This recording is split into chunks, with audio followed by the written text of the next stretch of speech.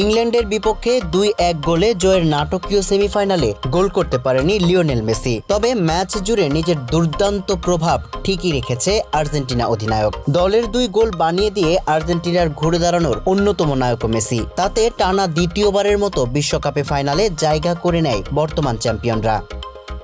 আটলান্টায় গতকাল রাতে 2টি গোল বানানোয় এবার বিশ্বকাপে মেসির মোট অ্যাসিস্ট সংখ্যা দাঁড়ালো 4। তাতে গোল্ডেন বুট জয়ের দৌড়ে আরও সুবিধাজনক অবস্থানে চলে গেলেন মেসি ও কিলিয়ান এমবাপ্পে দুজনেরই গোল 8টি করে। কিন্তু বিশ্বকাপের সর্বোচ্চ গোলদাতার পুরস্কার গোল্ডেন বুট জয়ের লড়াইয়ে এখন এগিয়ে মেসি, কারণ গোল সমান হলে অ্যাসিস্টের সংখ্যা হিসাব করা হয়। মেসি সেখানে এমবাপ্পের 3টি অ্যাসিস্টের চেয়ে এগিয়ে।